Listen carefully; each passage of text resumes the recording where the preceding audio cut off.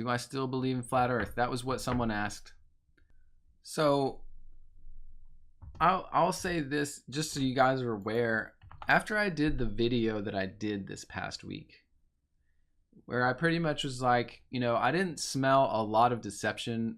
I feel like the people that went. They took videos of the whole thing. They from their stay in Punta Arenas to the air flights over. They recorded the entire flight. 2 or 3 different people recorded the entire flight to Antarctica. You had, of course, multiple videos come out during as live streams from the place they were at, both from the base at Union Glacier and their outpost that they got taken to. And I watched so many videos of it. I watched multiple, well, at first there was only, before the video I made, there was only one 360-degree sun video, and I watched that. And but then they now have brought a couple more out. There's a couple more videos out that have the sun for 360 degrees, 24 hours, time lapse. I watched so many videos. I watched all the debunking videos after the fact. I watched Eric Dubay. I watched I can't remember all the guys' names. What else? Who else did I watch? I saw the clip from, what is it, Angels of Light on TikTok. I saw their clip that had to do with the shadows moving on when McToon was walking around. I can present, so here's the thing I was going to ask. I can present you all of this right now. I can do that. I wasn't crazy about the idea because at the end, I felt like most of the weird things were somewhat explainable. So I had opted in my head not to even do the video, even though I have tons of information about all the weird things that happened. Okay. So I can do that. I can go over that stuff for you guys if you want me to. And it's all the things that look suspicious, right? We can go over all that. I know some people are kind of turned off by it. You know, there's a lot of different emotions going on about this thing. But I can just present you what I showed you, what I saw, you know? I'll do it. Let's just say I'm going to do that, okay? I have all the information. I can easily show it. Now, just be, I'll put here at the front, I'll just say, as far as my opinion on flat Earth, as I said in my video, it's really exactly what I said in my video that I did publish. And that is that from everything I can see, it looks like they had some pretty good evidence that they all saw a 24-hour sun where they went, okay? We don't have enough from them to make it a scientifically verifiable fact, but it was good evidence. Like, it's better evidence than I have of anything in Antarctica, right? So to me, it's a point of reference. It's essentially a data point.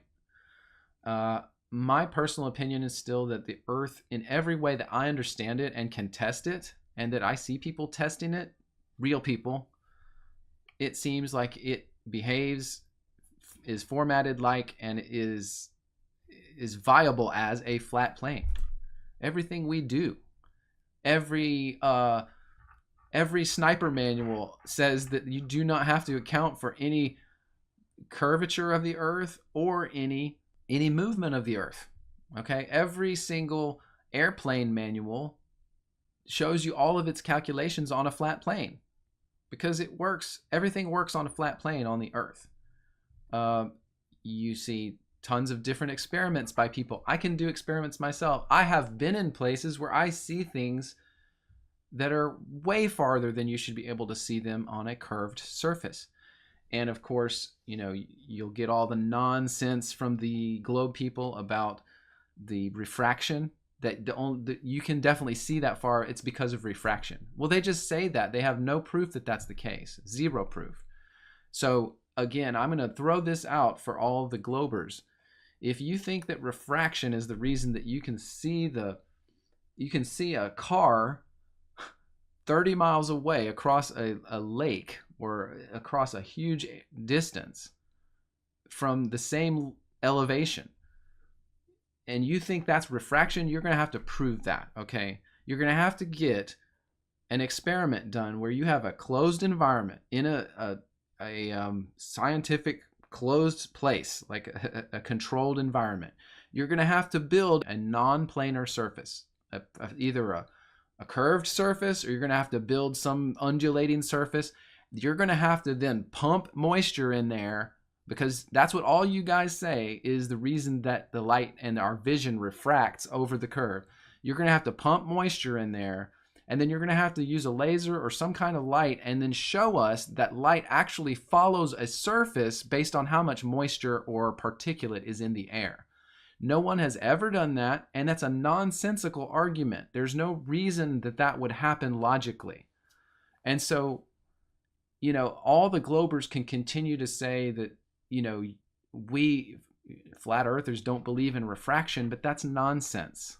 It's because you haven't proven your statement about refraction. We believe in refraction, but not refraction based on an unrelated non-planar surface. Okay, so get your facts right and do your own experiments if you expect us to believe what you say, right? Okay, so that was my rant on the refraction argument from the globe people. Okay, so let's go into some of, sorry. I just get sick of that one because I hear that all the time from them, and it's nonsense. All right, so let's calm down. I'm calming down. All right.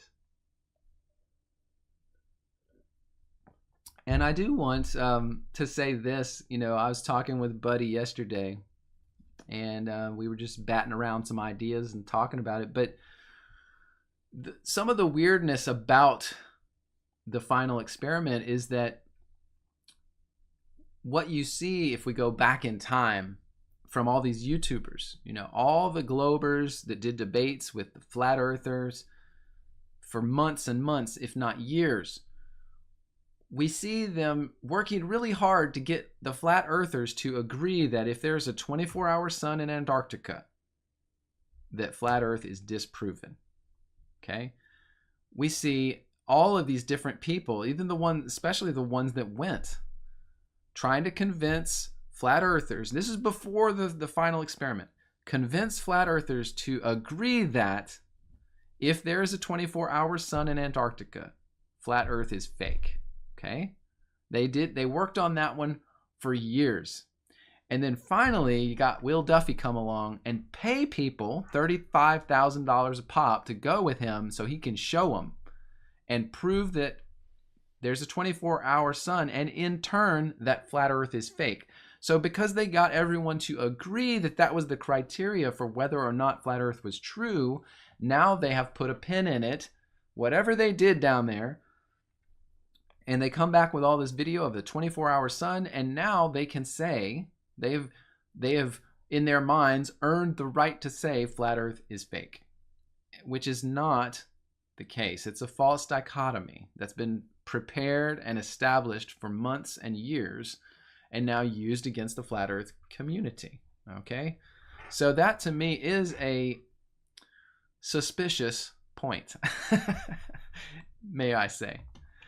So the first thing is the sun deformation. Now I brought this up in my original video, so let me show you these. You see in this time lapse of Dave McKeegan's, you know, see right now the sun is an oval, right? It's an oval, and if we go through time, it seems to circle out and become a circle in the middle of the sky, and then at the top of the sky again it becomes an oval.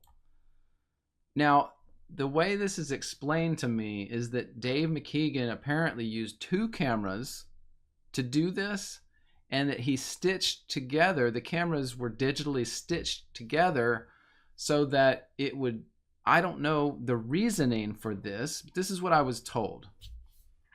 And that caused the sun to deform this way. Now, it's interesting.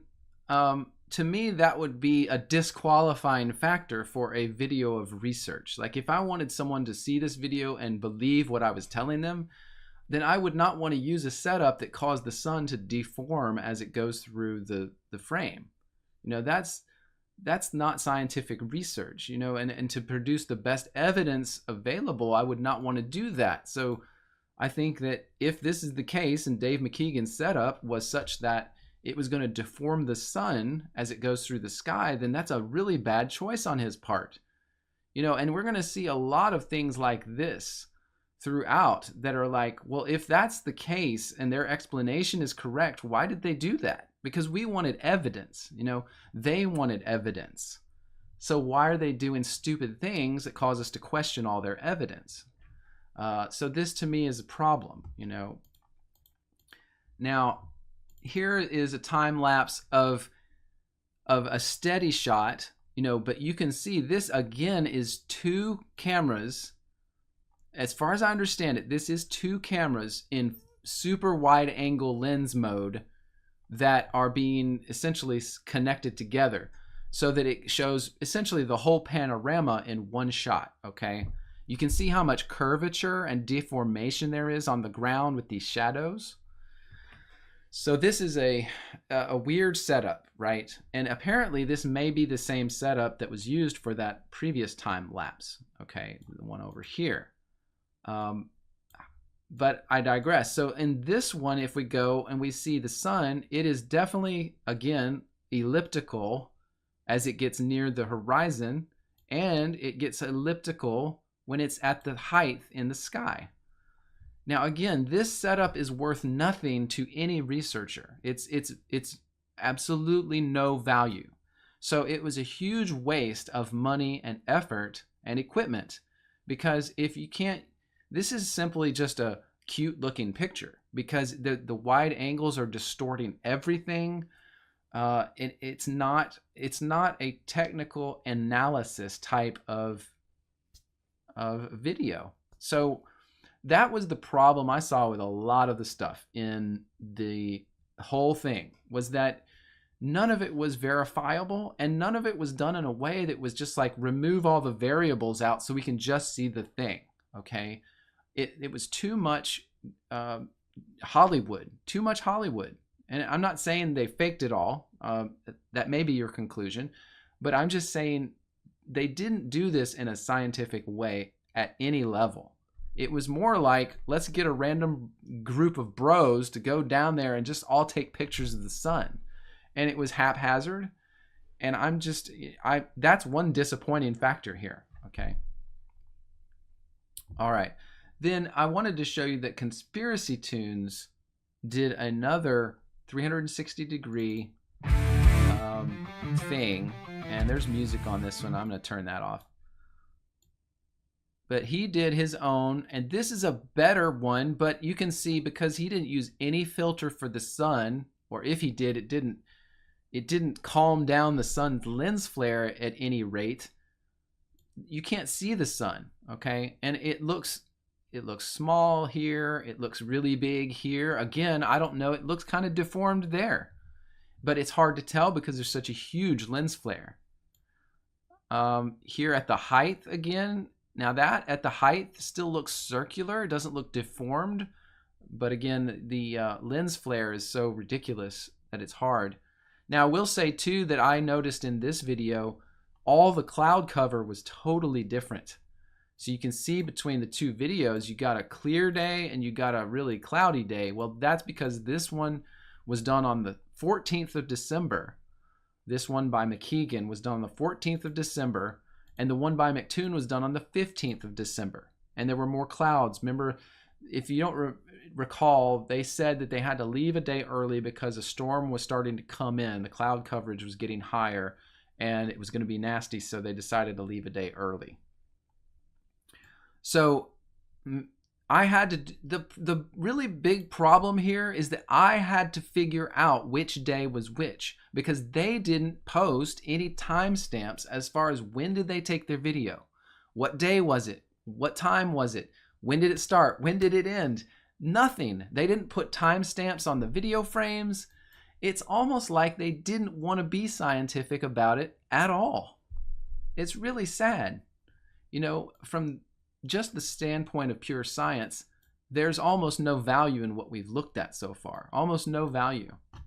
So it is what it is, but that's what That's what it is. Okay.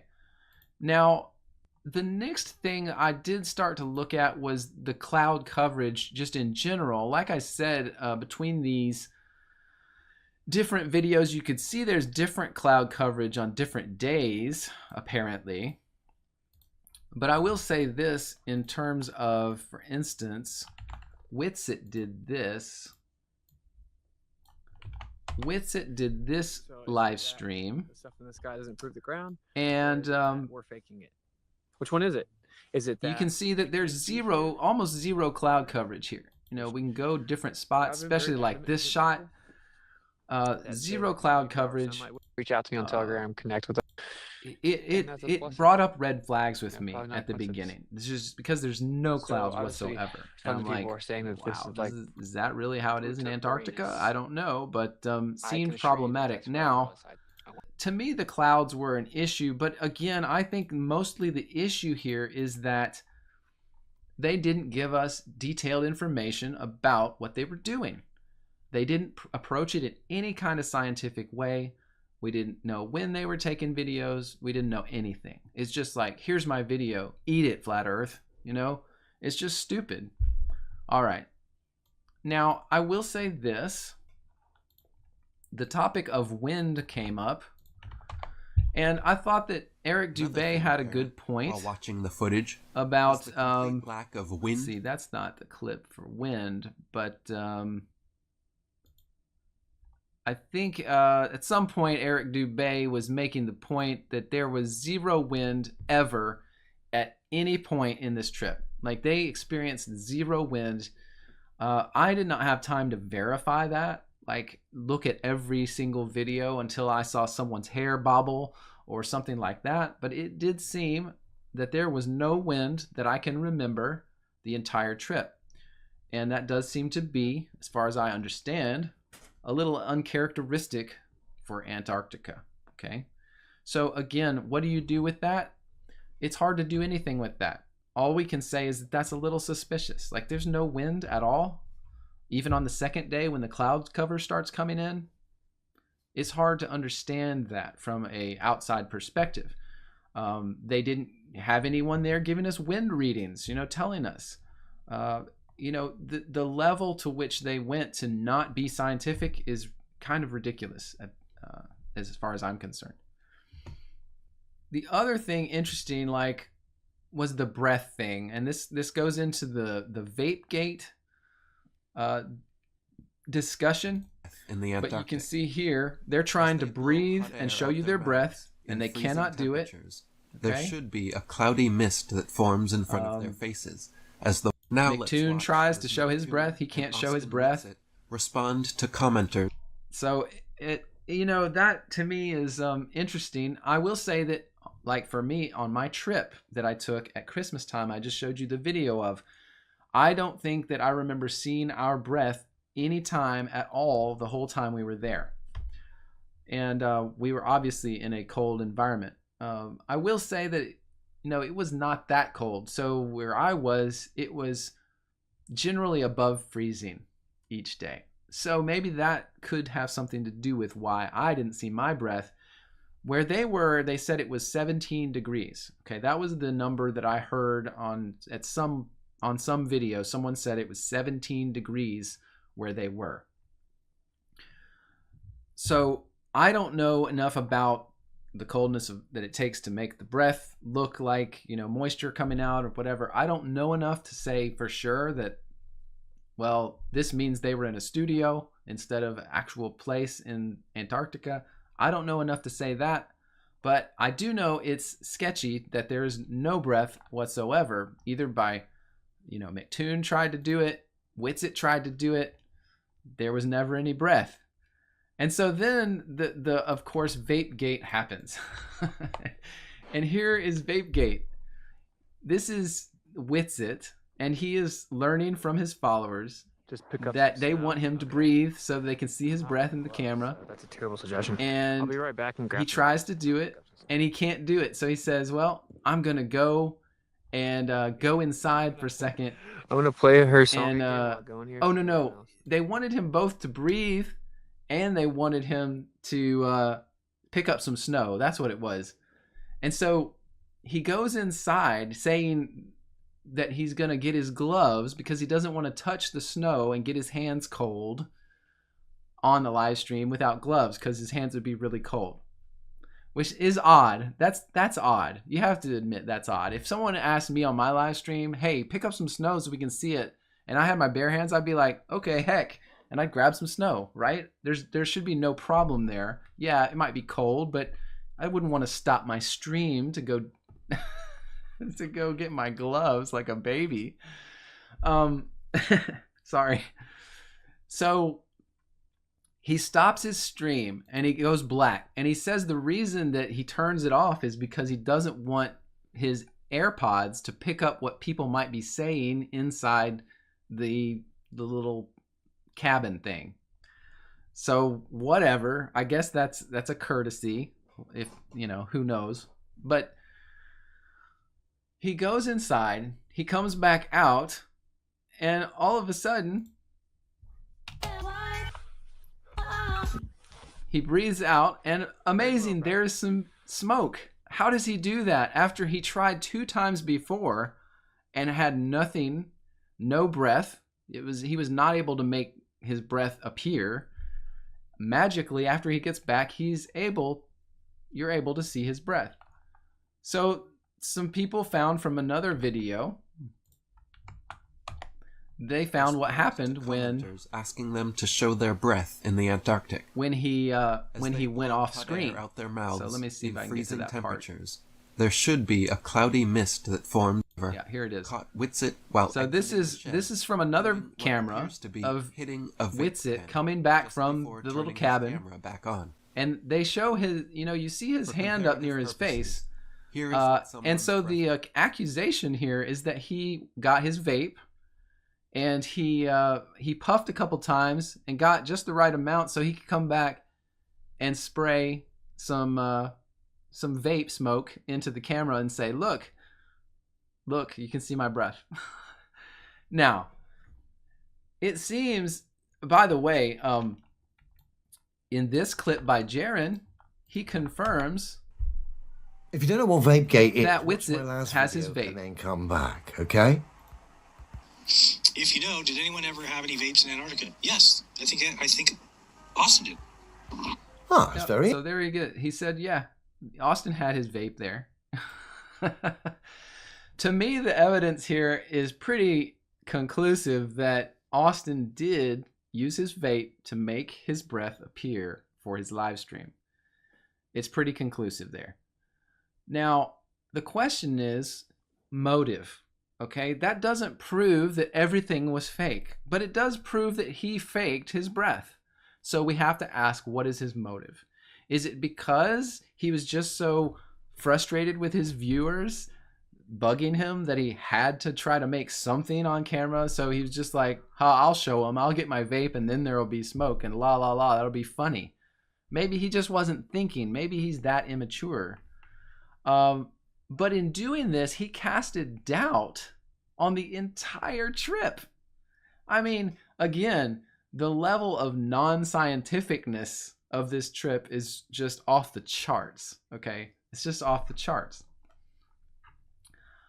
So, yeah, this to me is ridiculous, but again, it comes back to motive. If we understood his motive, we might understand better.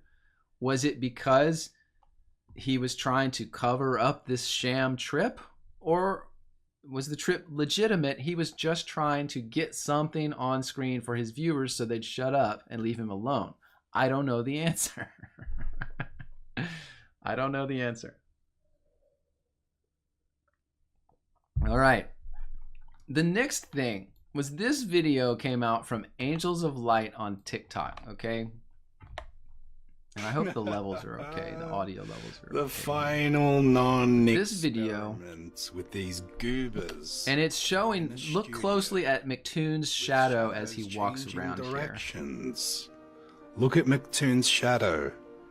And Look this where it video starts came off out, and so from. everyone was Look copying where it this ends up. video saying, look, It flips. his shadow I'm sorry, is but moving isn't the sun meant to be strangely. 93 It doesn't look million like it's miles moving away? as it should on if Look at the shadow sun was length, 93 getting million longer as it miles walks away. away. It looks like a very local light source. And you see how his shadow at this point is very long in the frame, whereas before it was short. So this is one of the main things people see and think, wow, this really looks like some fakery here. So if we go back to the original video on this, I do want to do that. This is from McToon, where he calls a guy named Nathan Oakley, Look at the guy on and screen. he is essentially, who is a flat earther, and he's essentially walking around the camp with this guy on the phone, essentially bad mouthing him, saying that he's a liar and a shill, and that he's in Antarctica. And McToon's saying, I'm proving all that you say is false, blah blah blah. So this is the real video that one was made from. Let's see. I'm gonna get to the part that was shown. Yeah, here it is. It's this part. So just watch his shadow again. This is a bigger view. See, it seems to be a little smaller here, a little closer to his body, and it grows as he walks away. Now, a lot of the flat earthers jumped on this and said, look, we got him. This is so fake and so staged, okay? Because his shadow is changing shape. It's changing its distance. Now, it does in the frame change different distance. Now, to me, there's other things here that look sketchy. Now, I will admit that the coloring in this video, do you see how, let's see if I can, do you see how the color of the snow changes right here? There's like a line. I will just say that when I first saw this video, I felt like this was the fakest looking video that I had seen. And the reason was not because of the shadows. It was because of that dark coloration change in the snow. Because what it makes it look like is that there is a set with dark snow, and then there is a background with really white snow. Okay, that's just what this shot looks like over here. And so as he's walking around, to me, this shot looked really bad, really bad. Now, as far as the shadow changing, to me, it is interesting. The shadow does at first glance seem to change a lot. Like it goes from small here and it seems to get a lot larger here. But please realize the fact that the cameraman is walking also, and he's moving the whole time, which makes it really hard to make any determination on whether this is just your eyes playing a trick on you because the camera is moving, the point of reference is moving while the target is moving. It does create some problems with actually being able to say, yes, it was smaller, now it's bigger, because the cameraman is moving and changing his position. He's walking backwards at this funky angle and then changing his viewfinder to point towards where McToon is walking. So to me, the shadows here is, while it looks bad if you're really analyzing it, I tend to think this may not be a thing. And it may be due to the camera operator moving at the same time as McToon, which makes it look like the shadow is really changing its size a lot, when in fact it may not be. And so I'm just saying that this is to me an inconclusive video. I can't make any determination from it. Again, please realize that there is no science at all in this video. No science. There's nothing that can be verified in this video at all. And it's because of all the things we just mentioned. It's a moving shot. It's the cameraman's moving. Everything's moving. It's not really, this video was not made as any sort of scientific reference in general. It was made to just show off McToon's phone call.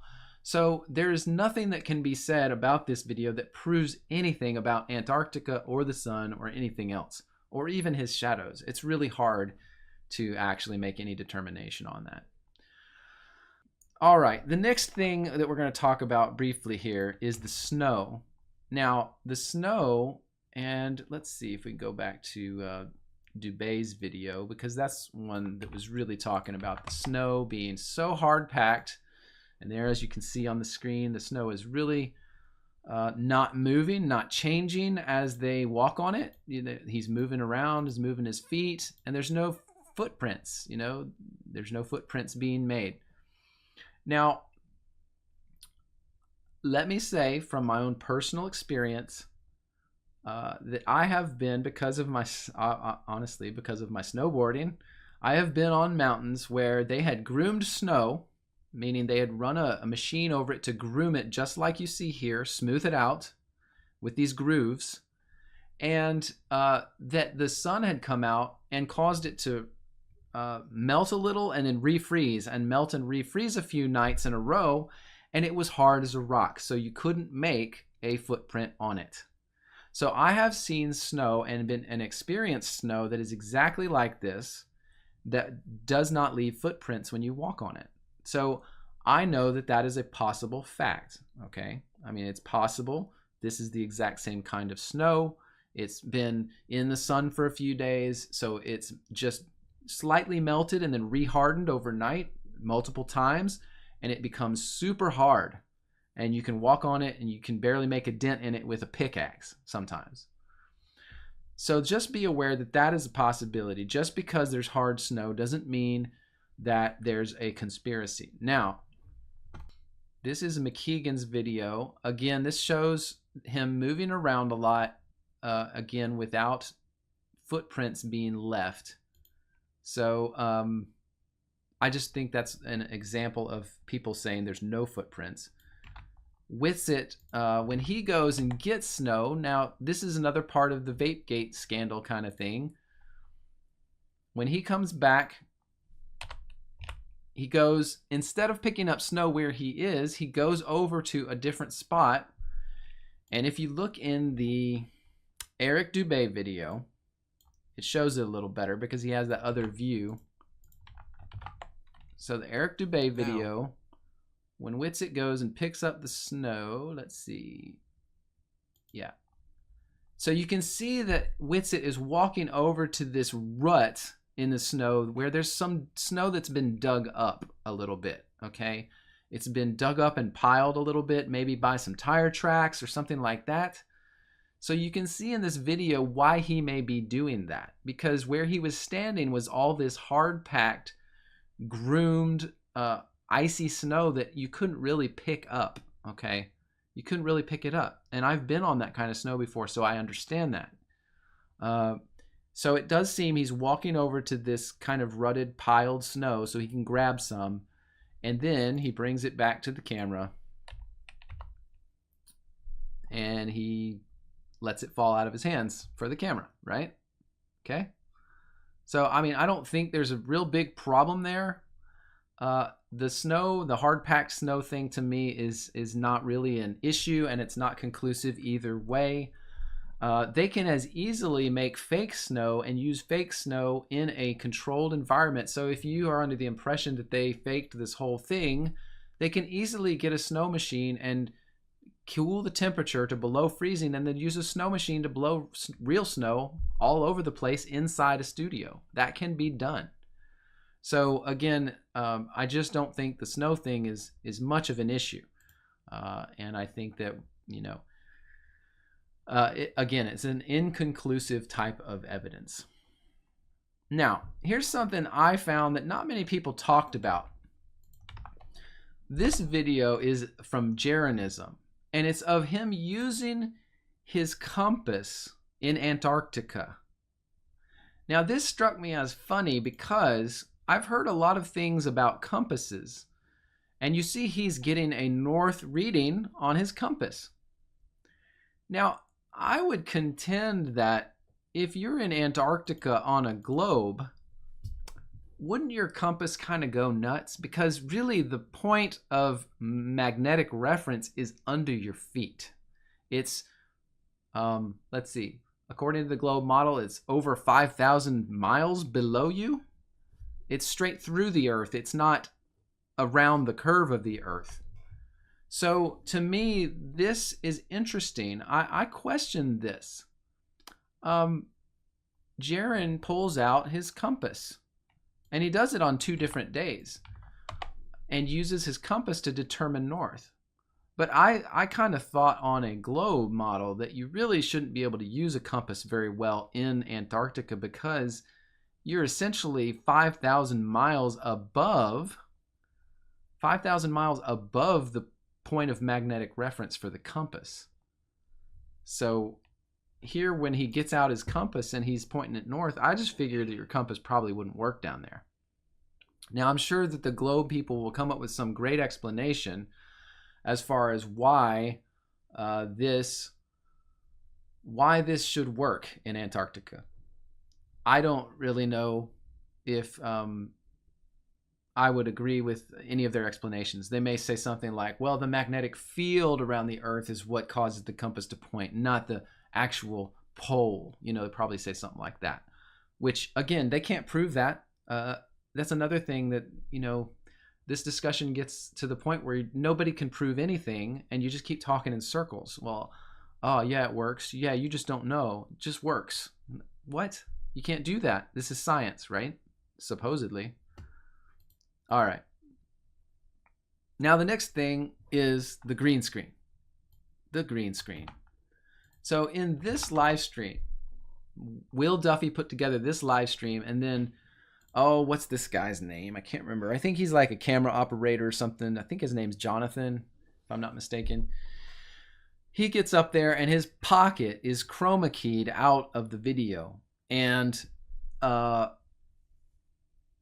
behind it, we see a TFE, the final experiment logo, or, you know, wording. So obviously it's keyed out. The video is not just a straight video. There's keying going on. You can see it a little bit on his collar as well. And you see his pocket, obviously. I've seen, of course, another video that shows his pocket. It's kind of a brightish greenish blue color. So maybe the green screen color is keying off that and keying it out. And then it's apparently being run through some sort of software to do the keying, unless his camera somehow supports the keying. Now that is interesting. It's problematic. Now, if the key that's being used and that is causing his pocket to go invisible, if the keying that's being used for that was being used for making the background appear, making it appear like they're in Antarctica, if that was the case, then what you'd see through his pocket would be the background. You'd see Antarctica, but through his pocket. It'd be like he was invisible, and you could see the horizon through his pocket.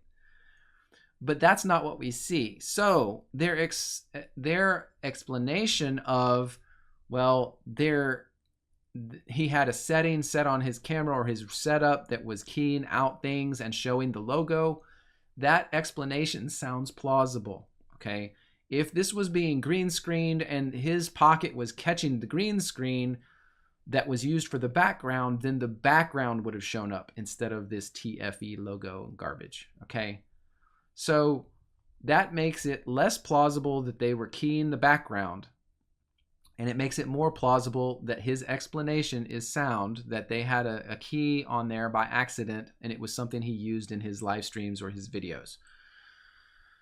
So we're left to wonder why. You know, what was it really? Why did they do that? The other thing, again, it comes back to that it was in no way scientific evidence for anything.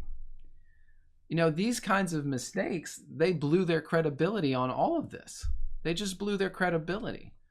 From Witsit vaping to this key problem, like, it may be an oops, but that's a friggin' big oops. You know, for the community. When we're trying to verify things and we're really analyzing this, there was just no care taken whatsoever. I do want to say that in terms of the green screen, to me, the one that looked the worst was Witsit's live stream. But the interesting thing about Witsit's live stream, even though to me it looked like it could have been green screened and he could be in a fake environment, the one thing that told me that it might not be fake is or this, that at a the certain sky is point in made this of- video, there was a plane that flew over the mountain and flew across the horizon. It's hard to see in his video, but it is there. I'm trying to figure. Let's see if I can get it. It was so small in the frame. There it is. There it is. You see that? Let's see. Right there is the plane. And he actually catches it coming out from behind the mountain and going across the background. Now that to me is another credibility factor that makes it seem like they weren't faking this. You can't fake that kind of thing, right? That's much harder to fake. Now, if they were, you know, to me, if they were green screening this background, you would never have had no plane come out from behind a mountain. Never. So I'm just saying that to me was something that was like, that's interesting. Actually caught a plane in the distance. You can hear it on the live stream, and he shows it coming out from behind the mountain and going across the horizon. Very interesting. Seems to be a credibility factor there. All right. Now the other thing, the last main thing that we're going to see some footage on here, was the drone footage. Now, this was when Will Duffy wanted, after the Pocket incident, where we saw the Pocket green screened out, people got all irate about it. Then Will Duffy wanted to do something to prove that there was no green screen and they were not in the studio. So to, quote, prove that, he gets out this drone and he lets it run. Now, let me preface this. It's in the video, but I'll just try to give you the lowdown. The drone makes a beeping noise. I believe it's actually the handheld controller that makes the beeping noise when the drone gets close to another object, okay? So what happens here is interesting. So just watch this real quick. And I'm going to go You'll hear it beeping when it's near the people. But then when it gets to the extent of its run, watch it. It's going to go way out. Green screen. It's going to beep near McToon out there. And then it's going to go way out, and it'll start beeping again. And now McToon, as it's beeping, is going to walk towards it. But that doesn't seem to be what it's beeping for. It doesn't seem to be beeping for McToon. It seems to be beeping for something else. And of course, as you noticed, the beeping got quicker and louder the closer it was to something. So now it's really quick and loud because McToon's right up on it, right? And what we saw was it went past McToon. It started slowing down after it went past McToon as far as the beeping. And then we heard it start beeping fast again, like it was coming up against something. And this is, this was actually something that to me, I can't explain and is very suspicious, very suspicious. I'm not saying this makes me think they were in a studio, but Will Duffy did not have any good explanation for what just happened in that video. It did seem to be alerting very heavily after it got past McToon. It was out there in the middle of nothing and it starts beeping really heavily. So to me, this is just one of those like, I don't know, man, that's suspicious. Again, if we're doing science here, this don't smell right, right? Doesn't smell right. The next thing I wanted to at least mention that was suspicious to me. As soon as this TFE event had occurred, the mainstream media picked this up all over the place. There are articles in the Hindustan Times. Let's pull a few of these up. The mainstream media went nuts with this. Here's the Hindustan Times. The YouTuber spends 31,000 pounds to prove the earth is flat, and this was the outcome. NDTV picks it up. NDTV. The Economic Times picks it up. After spending 31,000 pounds, the YouTuber realized the earth is not flat. Ah, wow. The Jerusalem Post picks it up. Seems like the mainstream media was really interested in this, weren't they? India Today picks it up. And Jeranism was in almost every single one of these articles, by the way. Jeranism. India Today. Baptist News picks it up. Flat Earthers and creationists find common ground. The final experiment. The Mirror, a very liberal rag, The Mirror picks up the story. The Daily Guardian picks up the story. The Daily Guardian. Oh, that didn't. Oh yeah, it's on this list way down. Anyway, it's moved down the list. Daily Mail. Daily Mail picked it up on Instagram. They posted Jeranism. Wow, look, Jeranism was wrong. Vice picks it up. Obama's favorite magazine. Obama's favorite news source. Flat Earther admits they were wrong after trip to Antarctica. To me, this is problematic because if you're like me over the past, 7 years, you've learned to distrust these types of media stories. You've learned that they usually tell lies. So if they're picking up this story and publishing it like wildfire, what does that tell you about the story? I don't know. It tells me something in my heart, in my soul, in my gut. It tells me something. And so that's very suspect. But again, I just want to, I guess that's about it. At first, I thought that Whitsitt and Jaron were just going to quit because of the response they were giving after this thing. I thought that the Flat Earthers were going to just quit.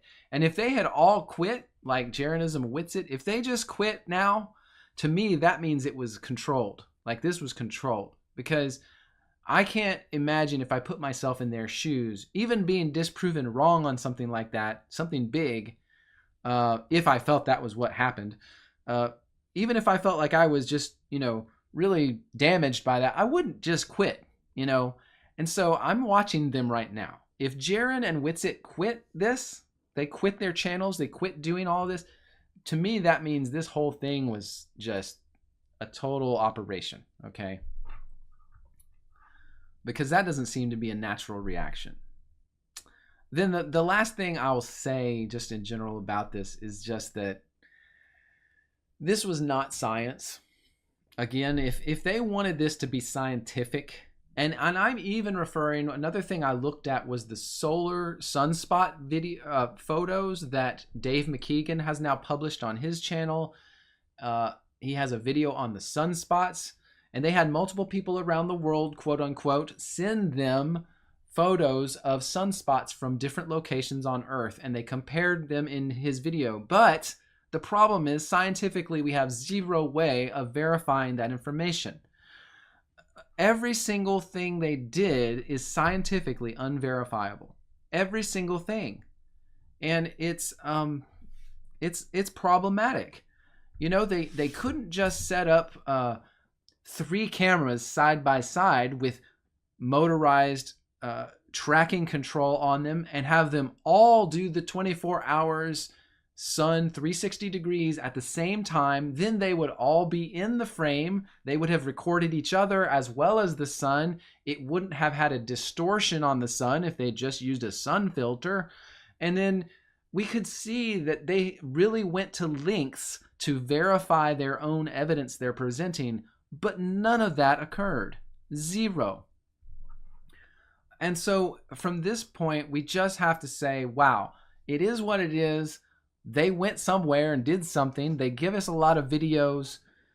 As far as evidence for Antarctica or what it's like down there, their evidence is better than anything I've got, but it still seems suspicious. It's just suspicious. Like they didn't do a good job of making it all the things that scientific evidence should be. It's almost like they got all the bros together. They just went down with their Kodaks and they started snapping photos. And that's not scientific evidence. It's not. No matter how bad Will Duffy wants to prove everyone wrong, it's not scientific. And so to me, it just doesn't shift my needle. It just doesn't shift my needle. If that helps, you know, with you understanding where I come from on this.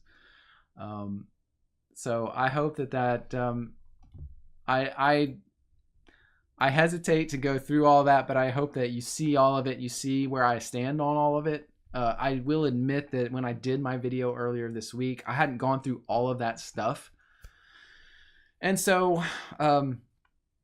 now that I've gone through a lot more and seen a lot more, that's kind of the output of that. And I just don't think that what we should do is worry about what they did. We shouldn't let it affect us very much.